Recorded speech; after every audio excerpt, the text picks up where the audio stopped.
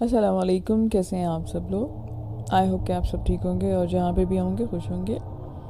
آج کی پہلی کہانی حیدرآباد سے مجھے سینڈ کی ہے۔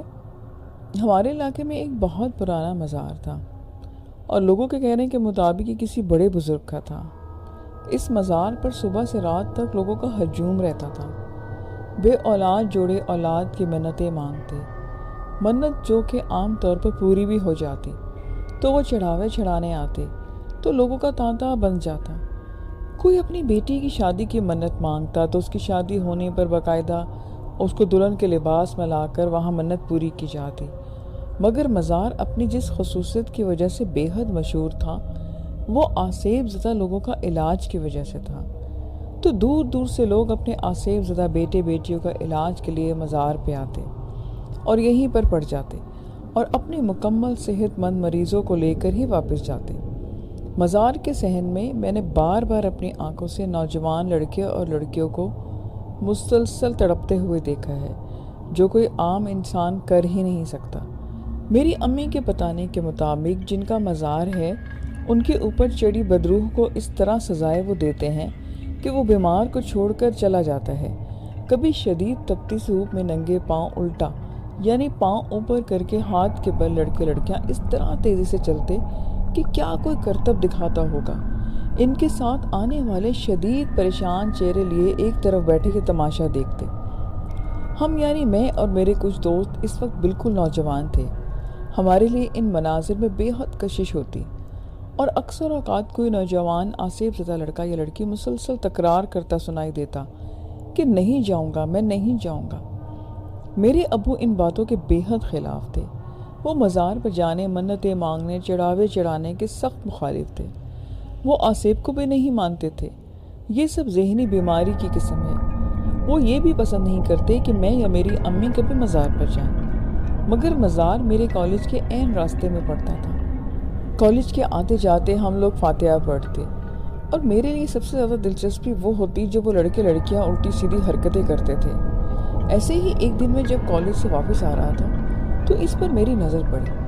وہ مزار کے باہر احاطے سے ہٹ کر جہاں اینٹوں کا فرش ختم ہو کر کچی زمین شروع ہوتی ہے ادھر بیٹھی ہوئی تھی کہ اس کے سر پر دوپٹہ اوڑھ کر اپنے ارد گرد اچھی طرح لپیٹا ہوا تھا، مگر پھر بھی خود اندازہ لگایا جا سکتا تھا کہ وہ بالکل جوان لڑکی ہے۔ اس نے اپنی ہتھیلیاں آپس میں جوڑی ہوئی تھیں، چہرے کا زیادہ حصہ دوپٹے میں چھپا ہوا تھا، مگر جتنا نظر آ رہا تھا وہ بے حد گورا اور خوبصورت تھا۔ گھر آ کر مزار شریف اور اس پر بیٹھی وہ لڑکی میرے ذہن سے نکل نہیں رہی تھی، مگر دوسرے دن صبح جب میں کالج جا رہا تھا تو اچانک سے میری نظر اس پر دوبارہ پڑی۔ وہ اسی طرح مزار کے احاطے میں بیٹھی ہوئی تھی اور وہ بھی زمین پر۔ اس مرتبہ اس کا چہرہ پورا کھلا ہوا تھا۔ او میرے خدایا، اس قدر خوبصورت چہرہ میں نے پہلے کبھی نہیں دیکھا تھا۔ میری قدم تو جیسے زمین نے پکڑ لیے۔ میں کافی دیر وہیں کھڑا رہا، مگر اس نے آنکھ اٹھا کر بھی میری طرف نہیں دیکھا۔ کالج سے واپسی پر مزار کے قریب آتے ہوئے میری دھڑکن تیز ہونے لگی۔ کاش وہ نظر آ جائے۔ میں نے دل سے دعا کی، مگر اس وقت میری دعا قبول نہیں ہوئی۔ صحن تقریباً خالی تھا۔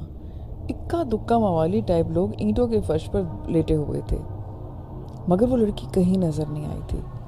مجھے مایوسی ہوئی۔ کچھ دیر کے بعد میری نظر اس کو تلاش کرتی رہی، پھر میں اپنے گھر چلا آیا۔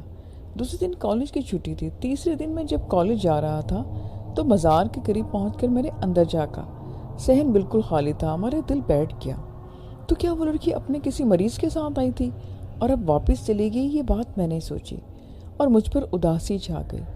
اس دن میرا پڑھائی میں بھی دل نہیں لگا۔ واپس آتے ہوئے میں نے امید سے مزار کے احاطے میں جھانکا اور میرا دل تیز تیز دھڑکنے لگا۔ وہ سامنے کھڑی ہوئی تھی۔ دوپٹہ اس کے سر سے ڈھلکا ہوا تھا۔ اس کے بال چٹیا سے نکل کر اس کے حسین چہرے پر بکھر رہے تھے۔ وہ اتنی خوبصورت تھی کہ میں یہ تک بھول گیا کہ میں کہاں کھڑا ہوں۔ اس وقت اس نے اپنی آنکھیں اٹھا کر مجھے دیکھا۔ اف، اس کی آنکھیں گہری سیاہ مگر اس قدر اداس کہ شاید جیسے آئی ہو کہ وہ بیمار ہو۔ میں نے سوچا کہ جیسے میں نے شروع میں کہا، لوگ دور دور سے اپنے مریضوں کو لے کر اس مزار پر آتے تھے اور جن کے لیے روز آنا جانا ممکن نہیں ہوتا وہ یہی رہ جاتے۔ مزار کے قریب میدان میں بے شمار چارپائیاں موجود تھیں جن پر عموماً اس طرح کے لوگ راتوں کو جیسے تیسے گزارا کر لیتے اور دن بھر مزار پر گزارتے۔ مزار پر روز آ کر ہونے والے لنگر کی وجہ سے کھانے کا بھی مسئلہ نہیں ہوتا تھا۔ وہ لڑکی شاید کسی دور کے شہر سے آئی ہوئی تھی، اس لیے 3-4 روز سے یہیں پر تھی۔ چند لمحے ایک دوسرے کو دیکھنے کے بعد ہم دونوں نے آنکھیں ہٹا لی۔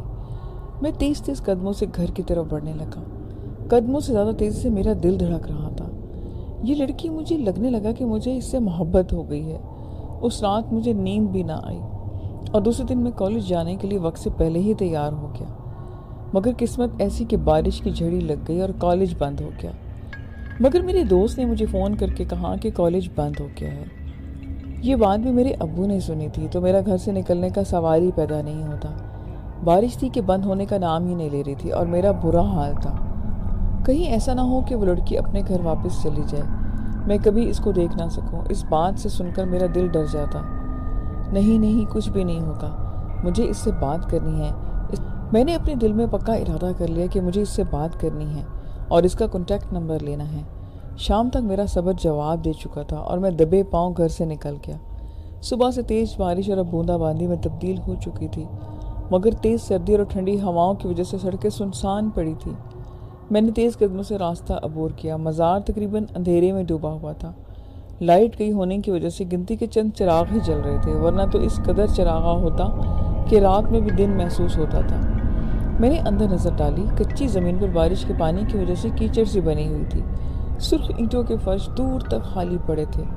میرا دل بیٹھنے لگا کہ ایک امید کے طور پر میں مزار کے درمیان کی طرف گیا، جہاں بڑے سے میدان میں دور سے آنے والے لوگوں کے لیے چرپائیاں پڑی ہوتی تھی۔ میدان بالکل خالی تھا، چرپائیاں دیوار سے لگی کھڑی تھی، حتیٰ کہ آج تو کوئی مجاور بھی نظر نہیں آ رہا تھا۔ میرا دل ڈوبنے کو چاہنے لگا۔ تو کیا وہ واپس چلی گئی؟ اس سے نہ میں مل سکا اور نہ میں بات کر سکا۔ مرے ہوئے قدموں سے میں مزار سے نکلنے لگا۔ میری نظر مزار شریف کی عمارت پر پڑی، درمیانی عمارت جس میں قبر شریف موجود تھی۔ میرے دل میں خواہش جاگی، چلو آج میں فاتحہ پڑھتا ہوں۔ سیڑھیاں چڑھ کر چھوٹا سا برآمدہ کھول کر میں مزار کے اندر آیا۔ وہ بھی بالکل خالی پڑا تھا۔ میں نے فاتحہ کے لیے بھی ہاتھ ہی اٹھائے تھے اور میرے منہ سے اتنی خوفناک چیخ نکلی کہ خود میرا دل پھٹ جائے گا۔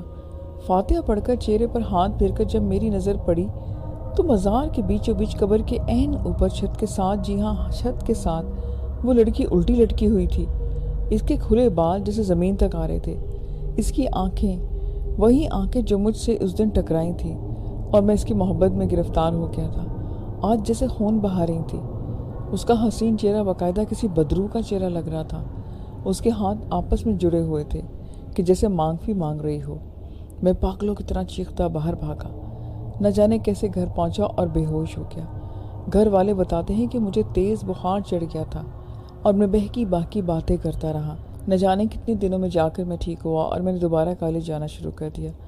مگر ایک بات، راستے سے گزرتے ہوئے میں نے کبھی بھی دوبارہ مزار کی طرف نگاہ نہیں اٹھائی۔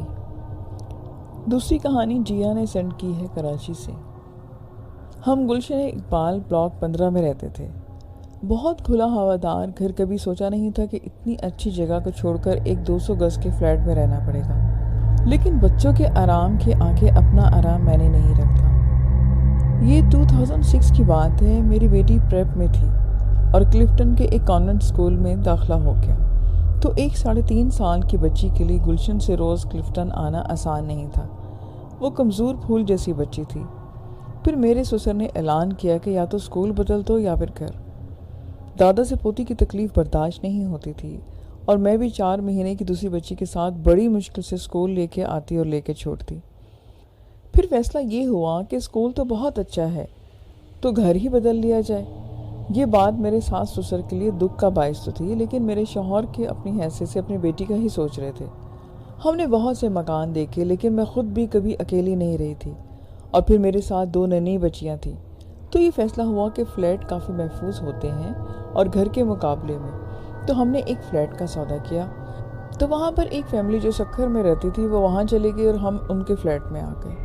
ہماری اپنی سیپریٹ چھت تھی۔ میں مغرب کے بعد کبھی بھی فلیٹ میں نہیں رکتی تھی۔ ماسی ہماری چائے لے کر چھت پر آ جاتی اور میں بچوں کو لے کر وہیں رہتی جب تک میرے ہسبینڈ گھر نہیں آتے۔ اس وقت تک بچے کھیلتے رہتے اور میں فون پر لگی رہتی۔ ہمارا ٹائم اچھا گزر جاتا۔ پھر مجھے آہستہ آہستہ گھر سے اٹیچمنٹ ہونا شروع ہو گئی۔ مغرب کے وقت ڈر لگتا، پتہ نہیں کیوں چھٹی حص مجھے کچھ بتاتی تھی۔ میری کوشش رہتی کہ اس وقت میں چھت پر رہوں، لیکن پھر کبھی کبھی کوئی کام ہوتا اور کچھ ایسی وجہ کہ مجھے خود ہی گھر پہ ایڈجسٹ کرنا پڑتا۔ ٹی وی وغیرہ لگا کر میں رونق کر لیتی۔ اسٹار پلس اور انڈیا کے ڈراموں سے مجھے سخت محبت تھی۔ میرے گھر میں کوئی ملازم بھی ڈرامے نہیں دیکھتا تھا، لیکن میں دیکھتی تھی۔ ایک دن میری ماسی ایک ڈرامہ دیکھ رہی تھی۔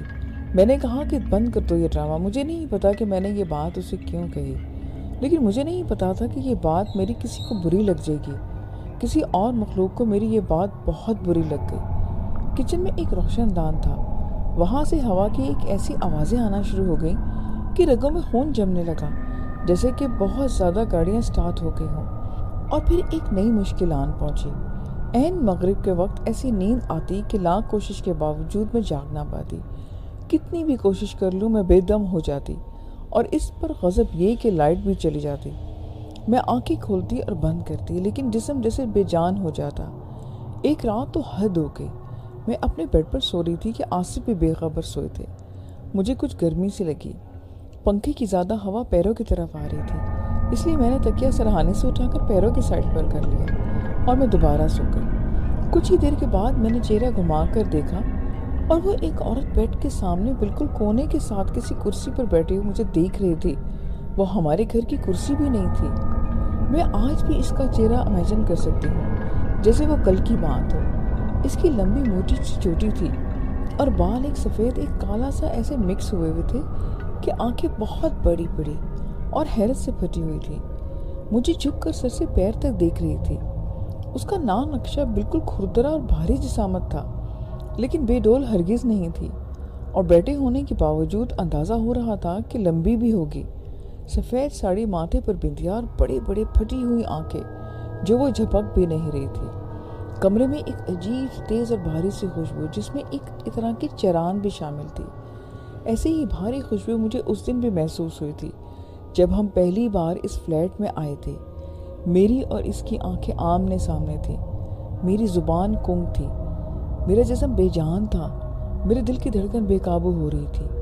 میں نے اپنی پوری قوت جمع کر کے اپنے ہاتھ سے آصف کی ٹانگ کو ہلایا، لیکن اس کی ٹانگ میرے ہاتھ سے دور تھی۔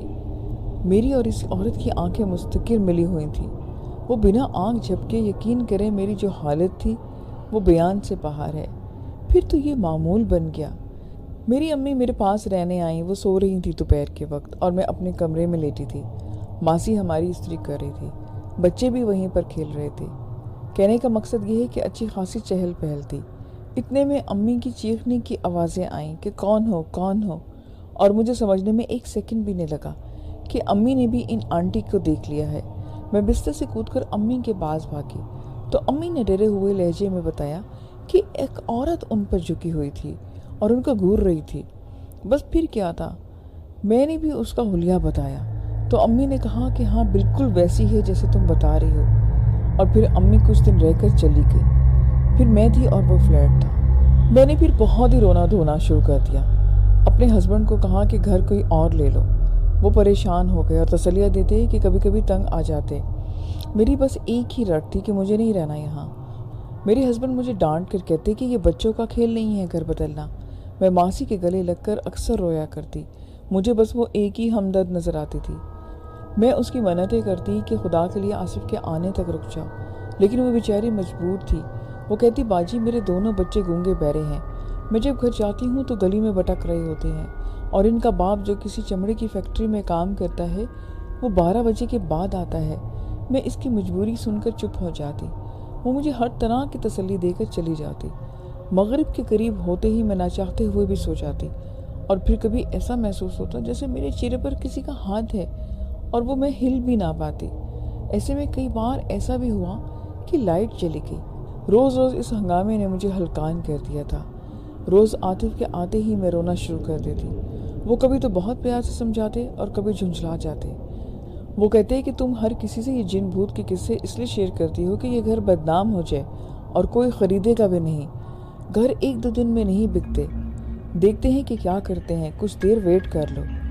ایک دن میں بڑی بچی دوسرے کمرے میں روتی ہوئی آئی۔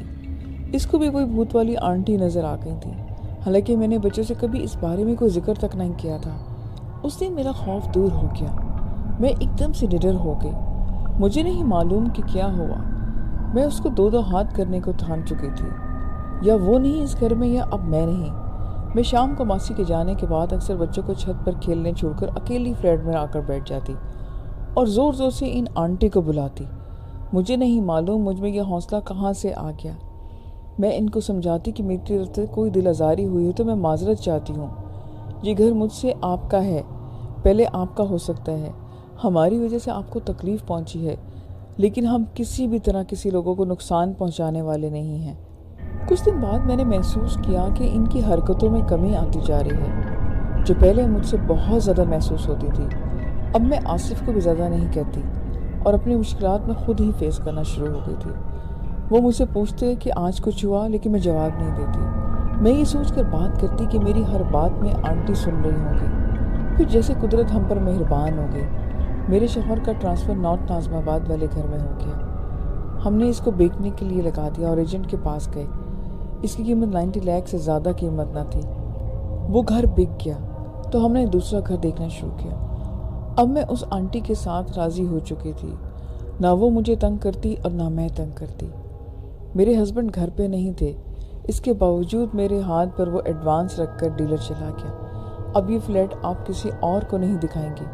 شاید ہماری دعا قبول ہو چکی تھی، کیونکہ ہم نے اس آنٹی سے کمپرومائز کر لیا تھا۔ ہم نے دوسرا گھر خریدا، وہ بھی 5 سال سے بند تھا۔ اب میں بہت پریشان تھی کہ ابھی تو ایک مصیبت سے جان چھٹی ہے، کہیں ہم دوبارہ نہ پھنس جائیں۔ لسن، یہ آج کی سٹوریز تھیں۔ آئی ہوپ کہ آپ کو اچھی لگیں ہوں گی۔ مجھے اپنا فیڈ بیک آ کے ضرور دیں، اور پھر نیکسٹ ویڈیو میں ملیں گے نیو سٹوریز کے ساتھ۔ اپنا خیال رکھیں۔ خدا حافظ۔